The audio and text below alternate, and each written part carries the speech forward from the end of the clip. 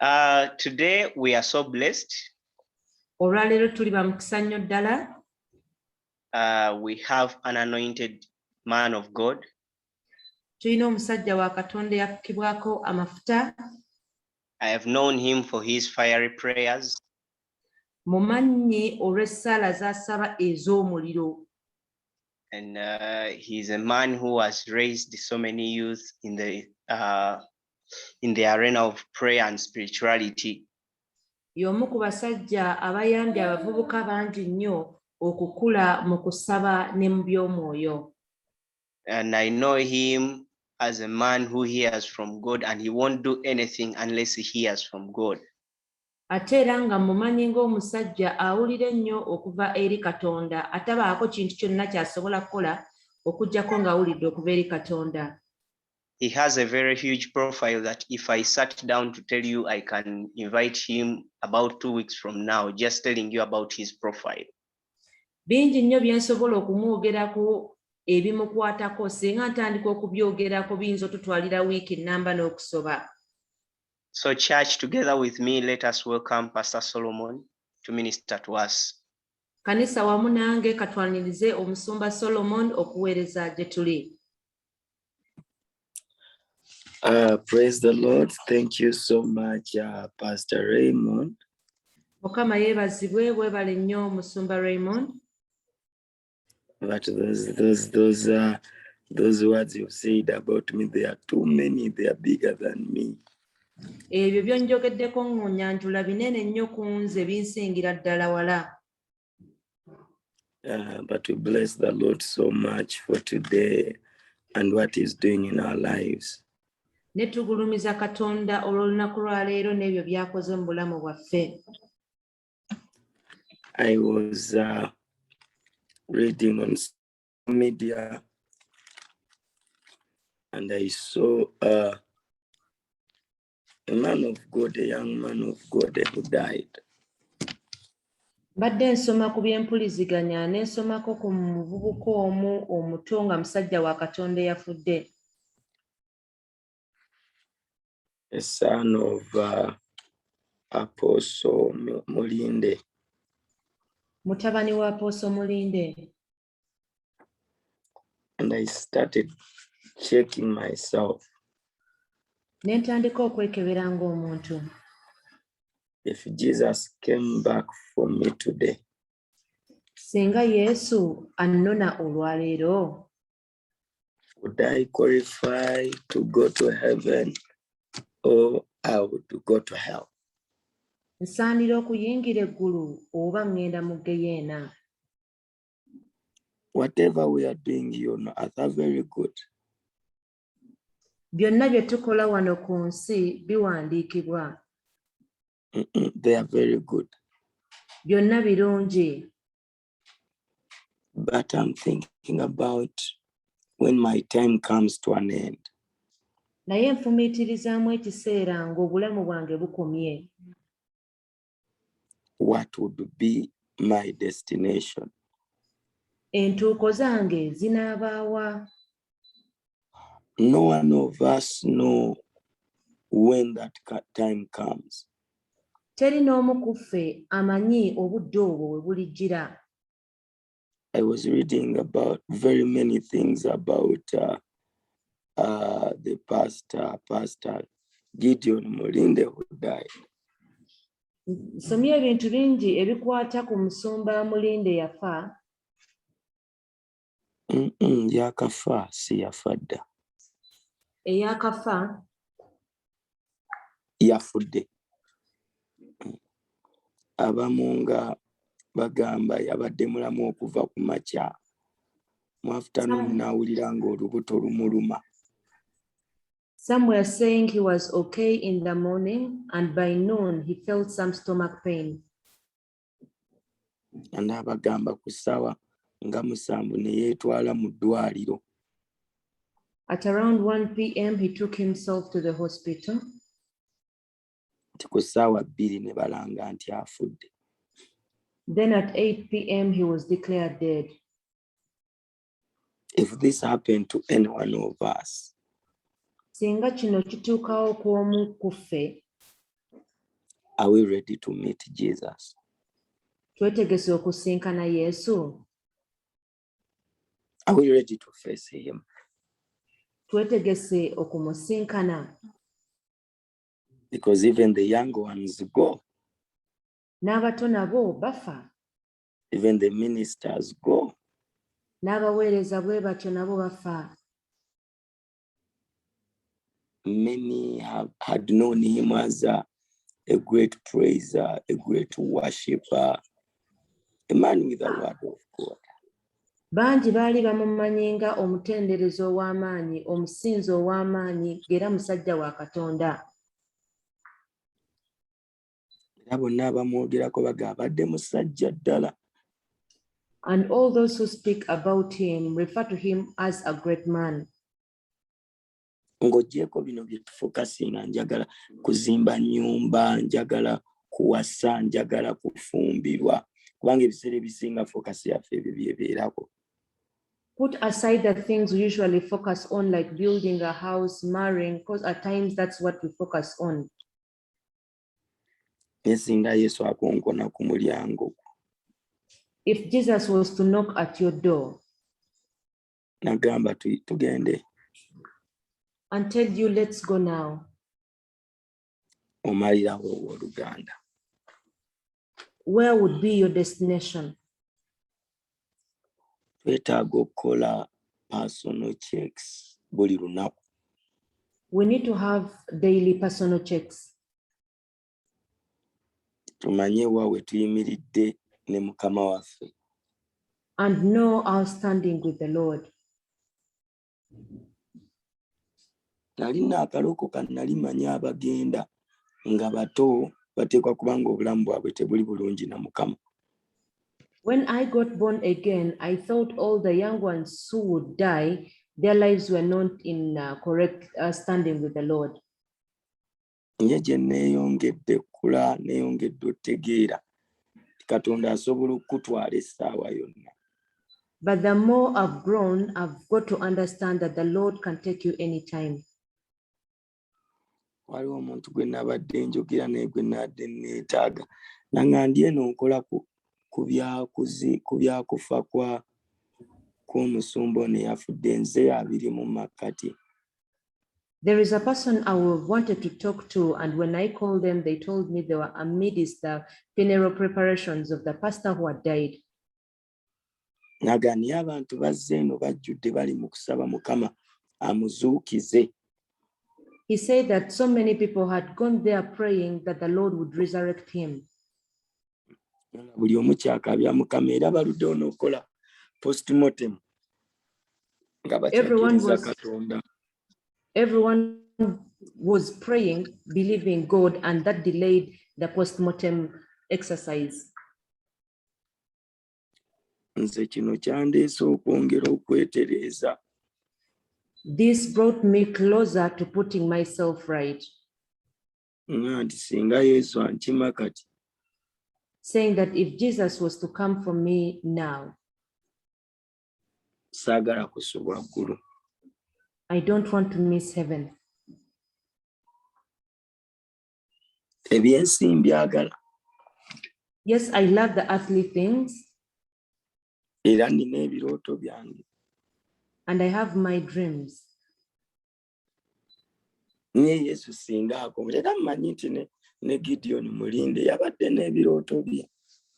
I believe that also Gideon Mulinde had his own dreams. Abamu bamwogeddeko ng'omusajja ow'okwolesebwa.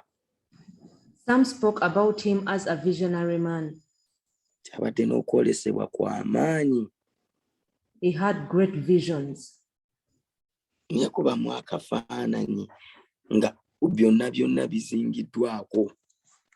Just imagine when everything is rolled away. Oba omaliddewa. What would be your destination? So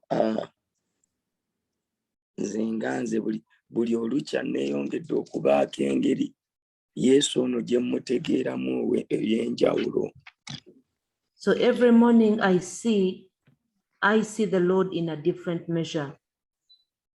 waliwo ekiseera buli we natunuuliranga aboonoonanga ngamba abo baali bakomeredde.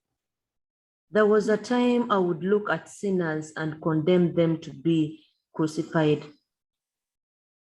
Neeyongedde otegeera nti kisa. I've grown to understand that everything is by the grace. Buli kimu okulokoka kwange kisa. My salvation is because of the grace. Bwe mba nina kye sikola ng'omulala akyasitwagolinga nakyo kisa. If I'm able to overcome a sin which the other person is struggling with, it's all by the grace of the Lord. Buli kye mpangudde kisa. Whatever I've overcome is by the grace of the Lord.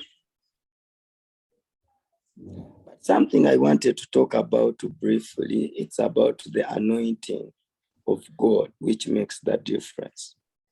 Njagala njogere ku kintu mu bufunza nga ge mafuta ga Katonda agakola enjawulo. Kiri njogeddeko kuba kye kibadde ku bwongo bwange olunaku lwonna. I spoke about what I did first because it was what I was thinking about the whole day. Niye munzikirize njogere ku mafuta agakola enjawulo. But allow me to speak about the anointing that makes difference. Anointing is the manifestation of God's presence.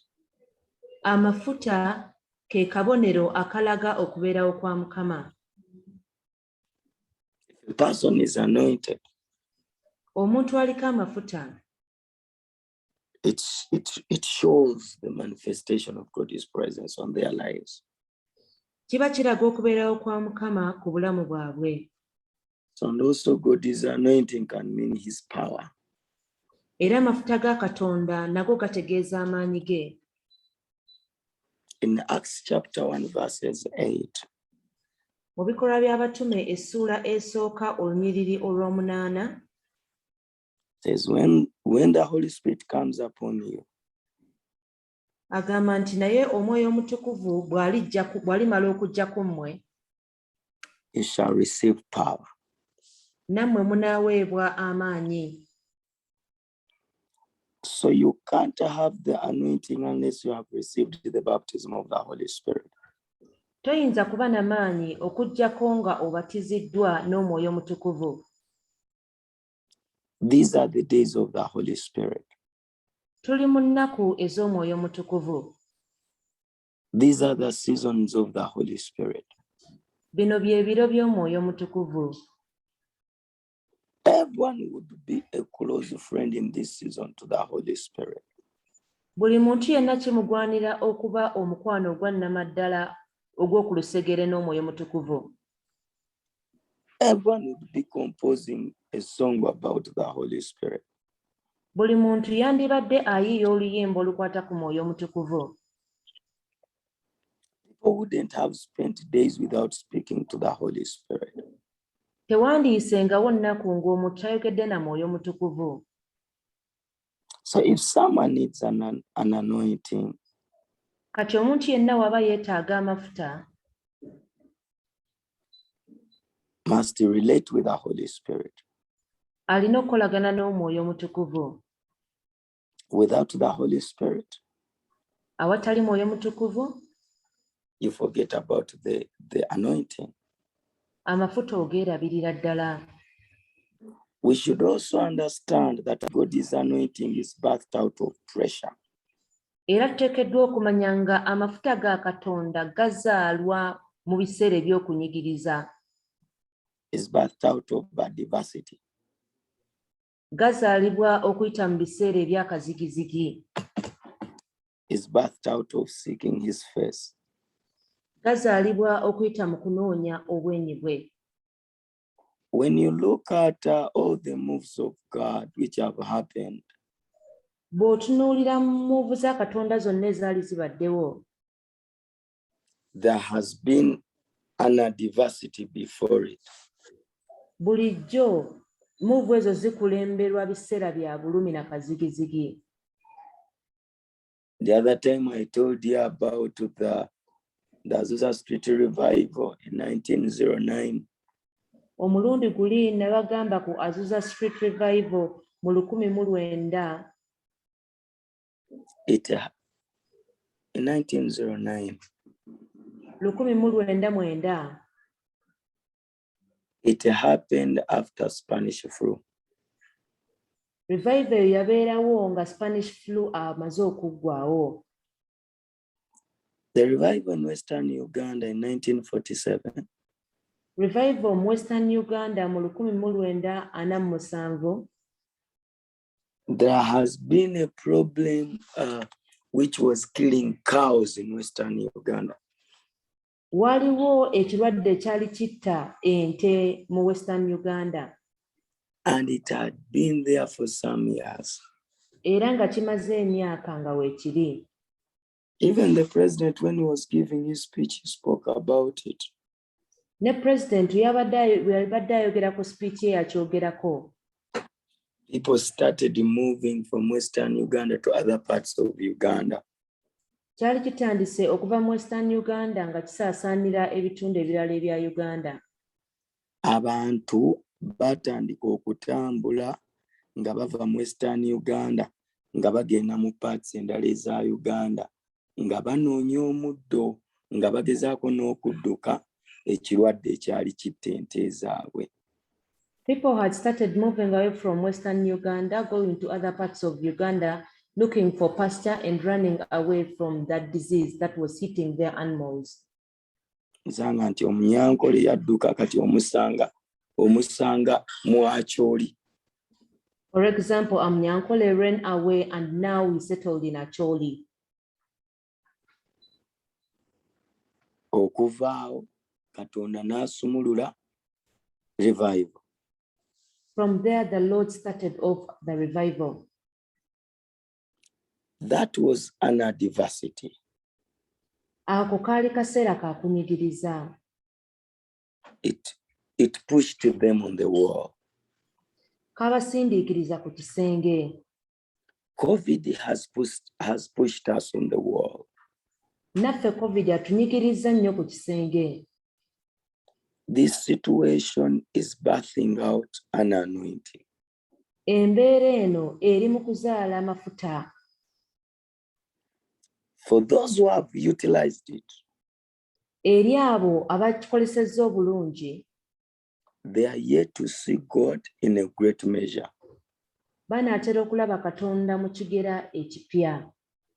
But there are those who have used it to sin more. Naye ate eri abakolesezza ekiseera kino okweyongera mu kwonoona. Waliyo n'obwana kati bwe baga nti ako kaana ka COVID. They even have children they refer to as a COVID, child born out of COVID.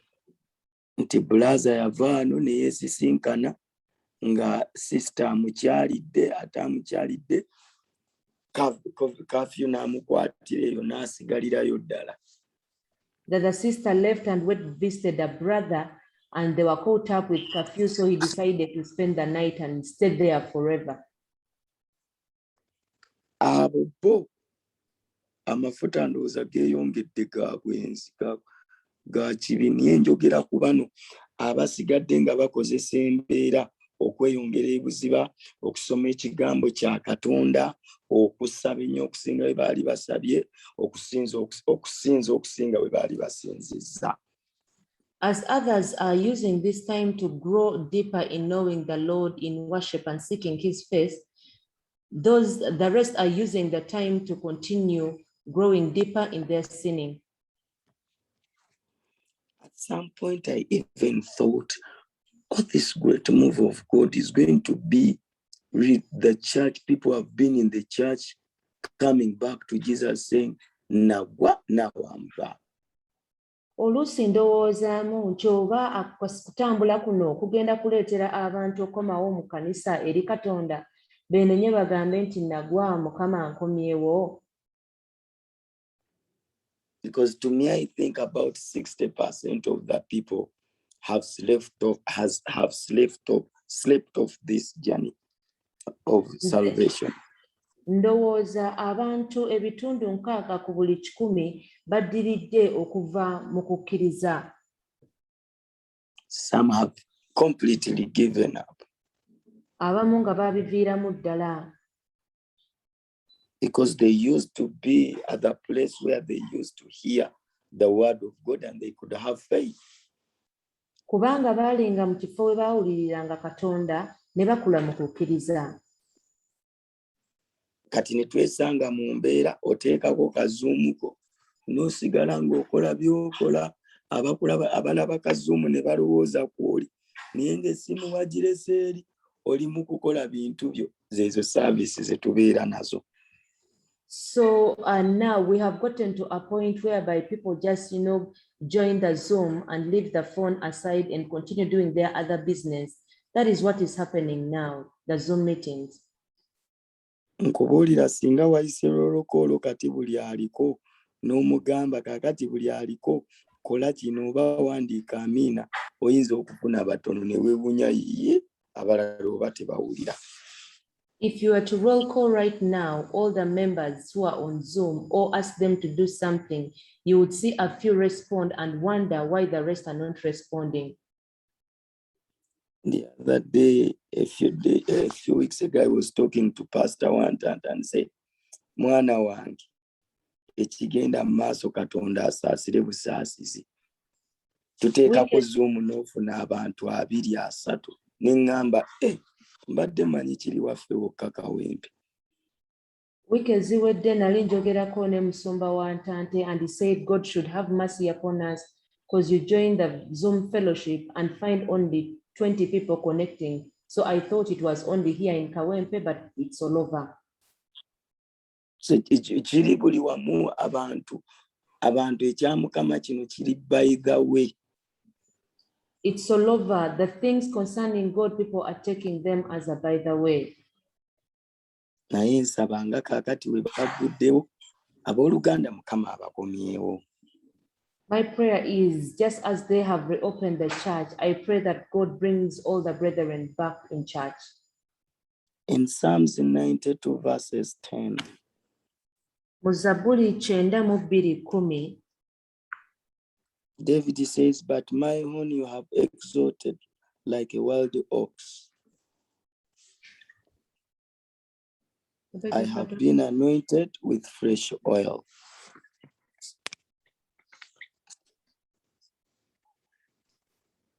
Zaburi 92:10 agamba nti naye ogulumizizza ejjembe lyange ng'ery'embogo, nfukiddwako amafuta amaggya.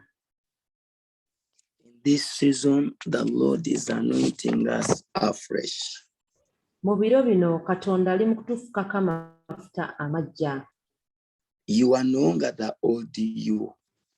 Tokyali oli omukadde. You are a new you. Oli muggya. Whatever you have gone through, buli byonna gwe by'oyiseemu, God was birthing an anointing out of your life. Katonda yali azaala amafuta okuva mu ggwe. I love reading the biography of people. Njagala nnyo okusoma ku byafaayo by'abantu.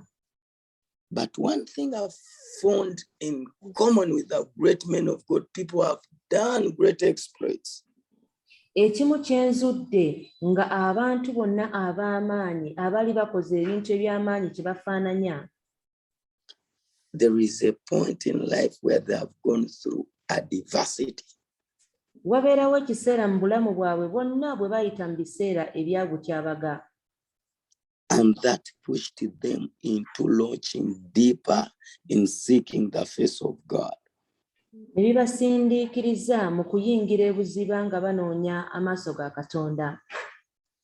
And sometimes that's why God will allow things to happen in our lives, because he wants us to launch deeper such that we can tap into that fresh anointing.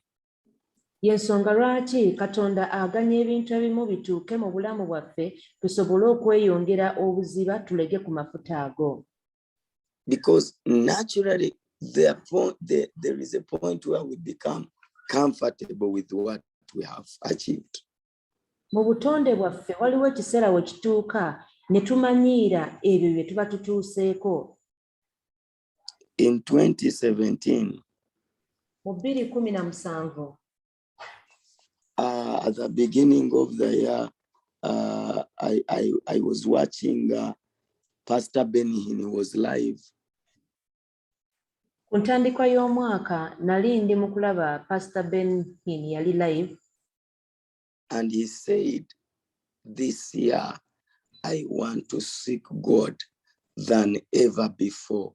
And he said, I'm ready to fast this full year, seeking his face. N'agamba nti nze guno omwaka mmaliridde okunoonya Mukama era omwaka guno gwonna ngenda kunoonya amaaso ge. And I really felt this man to say is going to seek God than has ever done it before. Ne mpulira munda munze ne ngamba omusajja ono okugamba nti agenda kunoonya Katonda yali akikozeeko. Omusajja agenda kunoonya Katonda okusinga bwe yali amunoonyeza. Neebuuza ekyo kigenda kubeera kitya. I wondered how it would be for him to seek the Lord more than he had ever done it before. Mu myaka 7 ng'okyayina ennyonta ey'okweyongera mu Katonda. By 70 years. Ekinene kye twali tusabye twali tusiibye y'ennaku 3 naye nga tugamba twamalayo Mukama twamulaba. By 70 years, you find someone with a desire and a zeal of seeking the Lord, yet as the youth, the moment you fast for 30 days, you get so comfortable thinking that now you know the Lord. Sometimes when I look at my generation, I even cry. Oluusi bwe ntunula mulembe gwange guno nkaaba. Because we want easy things. Kubanga twagala nnyo ebintu ebyangu. We want people to see us. Twagala nnyo abantu batulabe. Ne bwe tuba twalibadde tukyali mu kiyungu nga tufumba biba tebinnajja nga twavuddeyo dda twesoma bye tufumbye. When we are still even in the kitchen cooking, before the meal gets ready, we desire to come out and tell everyone what we've cooked. Bano abasajja ba Mukama bamusumba Robert Kasozi baaliwo Katonda nga waliwo abateekateeka. The men of God like Pastor Robert Kasozi were there when the Lord was preparing them. Naye ffe tetulinda na Katonda tuteekateeka. But for us, we do not even wait for the Lord to prepare us. And I'm sure y'ensonga lwaki basigadde bali humble. Era ndi mukakafu, it's the reason why they're still humble up to date. One time we used to have those prayer, those overnights at church every Friday. Twateranga okubeera n'okusaba okukeesa obudde ku kkanisa buli Lwakutaano. Pastor Robert had just come to Kawempe, like after 1 year them being at Kawempe. Musumba Robert ne famire ye baali baakamala omwaka gumu nga bazze e Kawempe. Nga babeerawo nabo mu kusaba okwo okw'ekiro. They would never miss those overnights. So olunaku lumu nali ndiidinga okusaba. So one day while I was leading the prayers, Pastor Robert yali azze nga akooye yagaha kampumulireko wano mu ofiisi ndi mukoowu. Pastor Kasozi had come when he was very tired, so he decided to rest in the office first. Kati nali ndiidinga okusaba ne ndaba nga Yesu asembera we tulina ngamba banne abantu Yesu wuuyo musabe, Yesu wuuyo asembedde. While I was leading the prayers, I saw Jesus coming closer, and I told people to continue praying because Jesus was near us. Pastor Robert came from the office. Musumba Robert n'ava mu office. He laid on that altar in the old church. N'agalamira wansi ku katuuti mu kkanisa eno enkadde. Every time I remember that situation, Buli we nzijukira ebyaliwo ku olwo, singa mbeera n'emyaka gye yayina oba gy'ayina kati. If I get to his age right now, and a young man is on the pulpit saying Jesus is here, says it, can I leave my place to go and be in the presence of Jesus? Kyokka ate ne wabaawo omuvubuka nga ye agamba nti Yesu ali wano, ddala ddala nsobola okuva nze bwe mbandi ne ŋŋenda ne neebaka ku kitooti. Bameka ku ffe mu mulembe gwaffe abasobola okukikola? How many of us in this generation can do that? Okolayo katono n'oyagala buli omu ategeere nti wakakoze. You just do one simple thing and you want everyone to know that you did it. Bw'osabira omuntu n'awona, oyagala ayimirire buli wamu akuweereko obujulizi nti wamusabidde, buli peegi agiwandiikeko ey'ekkanisa ti brother gundi, sister gundi yansabidde n'empona. When you pray for someone and they get well, you want your name to be known by everyone and how you heal them. Ensonga tetuyise mu kuteekebwateekebwa. The problem is we have not been prepared. Now we have not gone through the seeking God's face, which can back the anointing. Tuba tetunnaba kuyita mu mutendera ogw'okunoonya Katonda ekisobola okutufunisa amafuta. Our adversity has not pushed us to launch deeper in God. Ng'obulumi bwe tuyitamu tebunnaba tusindiikiriza kugenda buziba mu Katonda. The pressure of life has not pushed us in God. Ng'ebinyigiriza by'obulamu tebinnaba kutusindiikiriza wala.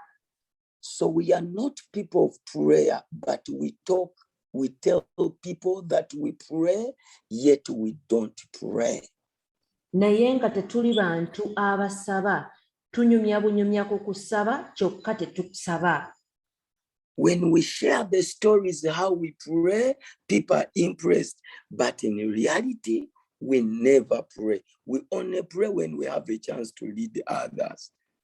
Bwe twogera ku ngeri gye tusabamu, abantu bonna basobola okwewuunya, kyokka ate nga tetuli basabi, tusaba wokka nga tuweeweddwa omukisa okulembera abalala mu kusaba. I used to have a friend who could tell, we could say, we are fasting, and we could say, me have launched deeper. I'm not taking anything. Twalinanga mukwano gwaffe nga ffe buli we twogera nti tuli mu kusiiba nga ye agamba ate nze ndi buziba sirya na kantu konna wadde. And every time I could talk to the wife could say, is he fasting? Nga yakidde ku kikopo kya buugi wano na chapati na lumonde. Kyokka ate bwe nayogeranga ne mukyala we ng'omukyala yeewuunya nnyo ng'agamba nti is he really fasting, as he took a heavy breakfast before he left. But then a person like that wants to walk in anointing. Kyokka ate omuntu ng'oyo ye ayagala okutambulira mu mafuta. Wants people to recognize them that they are there. Ayagala abantu bamulabewo bamuseemu ekitiibwa nti naye waali. Children of God. Abaana ba Katonda. Anointing is birthed out of seeking the face of God. Amafuta ogafuna ng'omaze okunoonya Katonda. The secrets of God, the anointing of God is hidden in his deepness. Ebyama bya Katonda n'amafuta ge bikeekeddwa mu buziba mu ye Katonda. We got saved in 2002 when it was ending December. Twalokoka mu December 2022. Ne mukulu Juuko oyo lunaku lutwateesa ffenna. With Mr. Juuko, we decided to get born again at the same time. Ne tutambula ne Yesu nga tuli balokole. We moved with Jesus when we were born again. Nze nga n'okuloota mu mwaka ndootayo ng'ebiri. I would even dream like twice a year. Nze bino ebyokusabira abantu okuwona nga nsekerera ne bebasabira ne bagwa. I would laugh at people who would be prayed for and they fall down. Naye ebintu bye nayitamu bangubye waka byanjigiriza ne binsindika mu kunoonya Katonda nga seesaasira. All the things I went through, like being chased away from home after getting born again, caused me to seek the Lord without holding anything back. Naye ate waliwo ekiseera we kyatuuka nga waliwo bwe nsaba abantu b'entunuya nga Katonda abaleese mu bulamu bwange, kati natuuka ne mbeera mu comfortable nga we mba nsaba nga Mukama kwata ku anti Siso oyo ansindikireyo ebiri, singa ku luno Mukama eno ttaamu Elder pankyalirako, ankopa oyo Mukama mukwate kankyalire, nga Katonda muli mitinga. There are people the Lord started bringing into my life, and that caused me to become so comfortable. My prayers would be like, God, please touch Aunt Cisse to give me more money, touch Elder Paul to come and visit me at school. So I started limiting God and putting my faith in people. Mu 2012 omwezi ogw'ekkumi, in October 2012, the Lord began speaking to me that I should pay a price. He was ready to use me and to entrust me with his secrets. Katonda nangamba neteeketeeke okusasula omutango kubanga ye yeetegese okunkozesa era n'okumbikulira ebyama bye bingi. That disturbed me a lot because I thought what I had gone through, it was enough price I had paid. Ekyo kyantabula nnyo kubanga nalowooza byonna bye nali mpiseemu n'okubonyaabonyezebwa gwali omutango ogumala. Actually nkizuula luvannyuma nti n'obujulizi bwange bwali bundeese amalala. I discovered it later that the testimony I had caused pride within me. Kubanga ng'abantu we bajulira ng'oli bw'ayogera nga oyo singa amanyi obwange bujulizi ki obwo bw'awadde. Every time I would hear people testify, I would equate their testimony to mine. Naye 2012 Katonda atandika okuŋŋamba okusasula omutango ogw'okusiiba omwaka. The Lord started telling me of paying a price of fasting for a year. Ekyo kyali kizibu gye ndi. That was so hard to me. Ne ntandika ofuna ebirooto ebindaga yonna gye ŋŋenda. I started getting dreams of my destiny. I remember nafuna ekirooto nga tuli mu ssaako nasabanga ne mikwano gyange nga buli mwezi tulina olunaku lwe tusaba okuva ssaawa emu ey'okumakya paka emu ey'akawungeezi. My friends and I would get a day out of a month and we would pray from 7 a.m. up to 7 p.m.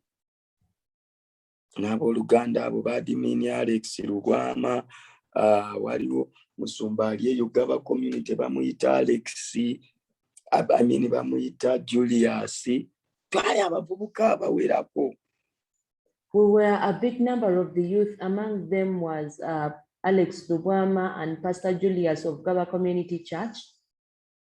Nga ffe kye twasalawo mu nnaku zaffe kuwa Katonda ekimu eky'ekkumi ky'olumu ku lunaku lwaffe nga tusaba busabi kuva ssaawa emu ey'okumakya paka emu ey'akawungeezi, temuliimu kwebuulira njiri kozi nga Mukama alina ky'atuwadde. We decided to give a tithe of our time of once a day in every month, just to only pray without sharing the word, only to break, to speak the message from the Lord. Ekyo gamba biseera ebyo ne ndoota ekirooto Yesu ng'azze mu ssaako tusaba. I remember at that time I had a dream when Jesus came in the circle where we were praying. N'atuyimiriza twali tusaba n'atandika okunnyonnyola gy'antwala. So in amidst the praying, he started showing me where he was taking me. Njijukira mu kwolesebwa okwo yankwasa omuggo gw'ekifo ekimu ekya political office kye sijja babuulira. I remember he gave me a rod of one of the political offices. I won't disclose to you. ekyali kiraga obuyinza bwampadde oba authority. That was confirming the authority he had given me.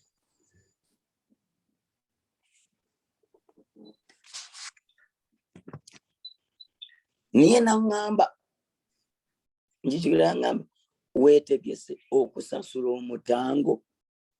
I remember he asked me that, are you ready to pay the price? Kati nemba mulinga nkitegedde nti nina osiiba omwaka. So I got to know that I had to take a year fast. Aba agenda bw'ati naddamu naŋŋamba okitegedde wali olowoozezzaako osiiba omwaka. Just as he was leaving, he turned and said, have you got the message? Have you ever thought of fasting for a year? Wayitawo ennaku 3 ne ndoota nga ndaba Benihini azuukiza omwana afudde naŋŋamba nze nno nasiibako omwaka mulamba. So after that, I had a dream when I was seeing Benhim resurrecting a dead child, and he said that he had fasted for a year. Ne wayitawo ennaku nga 5 ne ndaba Kayanja mu kirooto ng'azuukiza omuntu naye naŋŋamba kusiiba omwaka.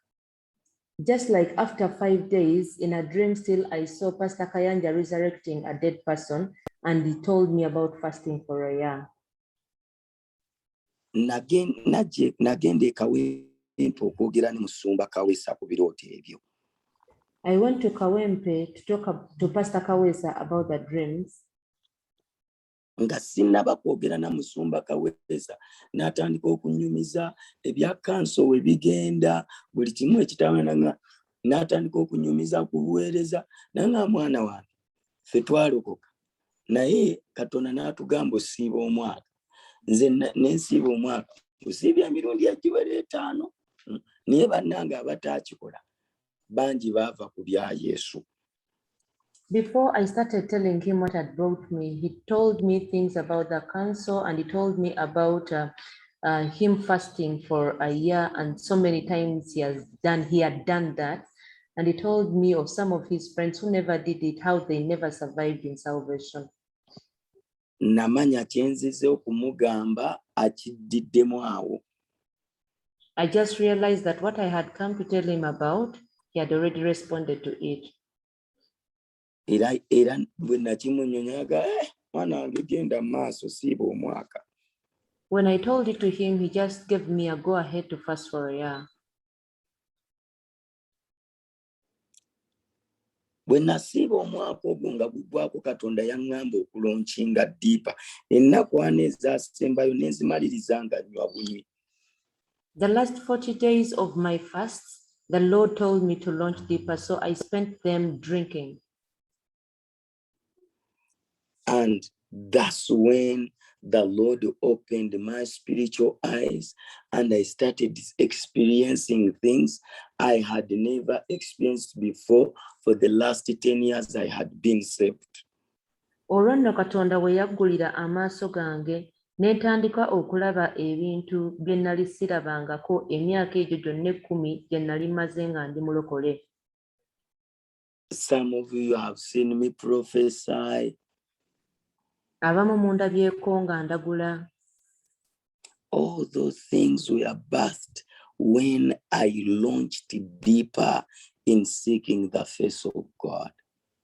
Ebyo byonna byazaalibwa ne ntandika okubiraba bwe nayingira ebuziba mu kunoonya amaaso ga Katonda. There are things we will never experience if we don't launch deeper in seeking the face of God. Waliwo ebintu bye tutalirabako okuggyako nga tugenze buziba mu kunoonya amaaso ga Katonda. There are times Pastor Robert has shared the stories of things which happened in Masurita. One time they are worshiping and omuntu nazibiriza amaaso nasinzanga agenda awuba mikono ati yeetoolola ng'oli alaba malayika gwagoberera. Waliwo ebintu Pastor Kasozi byatubuuliddengako ebyaliwo e Masuliita. For example, during the time of worship where people would just move with eyes closed, worshiping the Lord, yet what they were seeing were the angels and they were following them while worshiping. Ebiseera ebimu musumba ky'atatugamba how deep they were seeking God. Sometimes what the pastor never tells us is obuziba bwe baalimu mu kunoonya Katonda. Ebyo ebintu tebibeerawo bubeezi. Such things do not just happen. Ddala ye ne maama musumba waliwo we baali bayingira ebuziba mu kunoonya Katonda ne bijja ne byabikira wali ng'emberenge mu kkanisa nga wadde si be baliidinga omwana aliidinze naye nga bo nga bwe babeeramu just their presence ereeta okubaawo kwa Katonda amafuta ga Katonda okubwatuka ng'emberenge. It's because Pastor Kasozi and Mama Robina had grown deeper in seeking the Lord, so only their presence would cause the miracles of the Lord and his manifestation to happen wherever they would be. And I'm sure they don't share with us, they don't share with you how much they were fasting, because they know mujaga kati ate bano batuyita mu kusiiba tetujja bibaga batuleke nabo bagala tutola mu kusiiba kunene kubanga we bagamba okusiiba abamu musigala mulya bitumbuwa byammwe.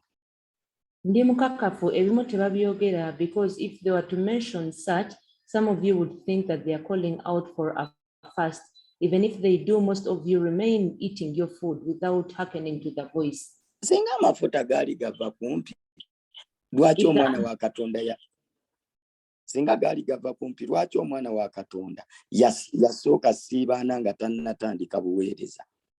If the anointing of the Lord was so near, why is it that Jesus had to fast for 40 days before he started ministry?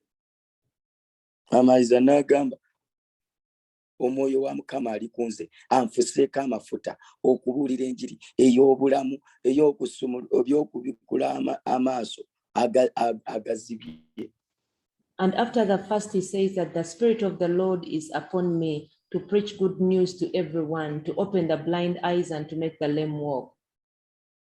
Children of God, as I conclude, Abaana ba Katonda nga bwe mmaliriza, each one of us, buli omu ku ffe, if we want to tap into the great anointing of God which makes a difference, bwe tuba nga twagala okuyingira amafuta ga Katonda agakola enjawulo, we must go deeper, launch deeper in seeking his face. tulina okuyingira ebuziba mu kunoonya amaaso ga Katonda. In Psalms 42 verses 7, David says, deep calls unto deep. Mu Zabbuli 42 olunyiriri olw'omusanvu, Dawudi agamba nti obuziba bukoowoola buziba. Jesus told Simon Peter, throw your nets deeper. Yesu yagamba Simooni nti suula emigonjo gyo buziba. If we want to see greatness in life, we must launch deeper in Jesus or launch deeper in Lucifer. Bwe tuba twagala okulaba ebyenjawulo mu bulamu bwaffe, tuteekeddwa okugenda ebuziba mu Katonda. Ogenda buziba mu Katonda oba mu kusamira. Ebyokusamira birina consequences zaabyo. You either go deeper in seeking the Lord or in witchcraft. You know there are repercussions for every action taken in witchcraft. Naye tosobola kubeerawo 50-50. Ojja mu kyaki Yesu omwagala naye ate olina n'ebirala. Teweewaayo kimala. But you cannot be 50-50. You say you love the Lord, yet you also serve the devil. Kati Katonda akuwa amafuta ate gosiga akutuula butuuze amafuta. The anointing is for service. When the Lord anoints you, the anointing is for service. You do not have to sit on it. He anoints you to do something. Akufukako amafuta obeeko ky'okola. As anointing is to us and the fuel to the car. Ng'amafuta bwe gali gye tuli, bwe kityo ne amafuta eri emmotoka. So emmotoka yeetaaga amafuta kutambula. So n'omuntu yeetaaga anointing eno kubeera nga agenda maaso, alina kyakola ekigenda maaso.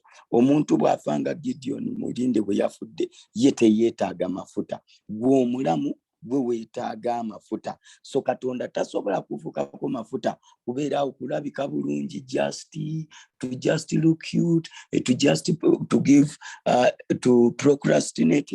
No. Just like the fuel is needed for the car to move, so is the anointing for us people. You need the anointing to start moving and doing something. You do not get the anointing just to sit, to look pretty and to feel good. You have to do something. So you must know anointing is for service. Tuteekeddwa okumanya nti amafuta ga kubaako kyokola. But it's the more we launch deeper, the more we tap into this anointing. Gye tweyongera ogenda ebuziba, bwe tutyo bwe tweyongera okufuna amafuta. We've received the prophecies about the move of God, the revival, but there are people who will not even know that it has happened, I'm sure. Kituufu tuwulidde obunnabbi bungi n'obubaka ku bukwata ku revival, naye nzikiriza bangi nnyo abatalimanya nti revival yatandika dda. Soma ku revival zibadde group z'abantu abeewaddeyo ne beeyawula ne banoonya Katonda nga bo. Just read about all the revivals. They were all started by people who separated themselves and sought the Lord as individuals and as a few members of a group. Abantu nga bayala bayonta baagala kulaba Katonda ne beeyawulako. When they had a thirst and a hunger for the Lord, so they decided to separate themselves and pray. Abooluganda bwe tunaasigala nga tuli mu life eri double standard eno Yesu gy'oli, ate eno kyabonaabona ne fallow ground yo olina by'okyakola, gwe Katonda oyinza n'obutamanya nti muvu yeebaddewo. If we remained in the double standard life, you might even fail to know that your move already started. Abooluganda nsaba munzikirize nkome wano. Mukama abawe omukisa. May the Lord bless you so much. Amen. Amen. Thank you so much, Pastor Solomon. Webale nnyo Musumba Solomon. We need the anointing. Kituufu twetaaga amafuta. And we just need to seek his face. Ate nga tulina gajja mu kunoonya amaaso ge. And I just want to invite Pastor Robert before we close to give his closing remarks, then we shall close. Kanyanirize Musumba Kasozi abeeko ebigambo byatusibirira oluvannyuma tuggalewo. Mukama yeebazibwa abooluganda. Amina Musumba. Bayibuli egamba nti ekigambo kimu kimala ow'amagezi. The Bible says one word is enough for the wise. Saagala kwongera kutweyanza nnyo Musumba Solomon. Thank you so much, Pastor Solomon. Naye kye nsobola obbagamba nti nga bw'otasobola kugula nga toyina ssente. One thing I can tell you is just like you cannot buy without money. Ne season eno gye twayingiramu. So the same in this season which we started. Togenda giyitamu nga toyina mafuta. You will not go over it when you're not anointed. Kubanga abooluganda Katonda akola. Our God is working. Naye n'omubi agenda kufungiza nnyo, agenda kukola nnyo. And the enemy also is going to work so hard. Tugenda muwangula lw'amafuta Katonda g'atusize ku mutwe. We're going to overcome him with the anointing the Lord is bestowing on our heads. So the anointing is no longer for just operation. Amafuta tegakyali gakukola bukozi. But it's also going to be your protection. Neera gagenda kuba obukuumi bwo. Tweyanze Musumba Solomon, Mukama akuwa omukisa. Thank you so much, Pastor Solomon. May the good Lord bless you. Amina. Amen.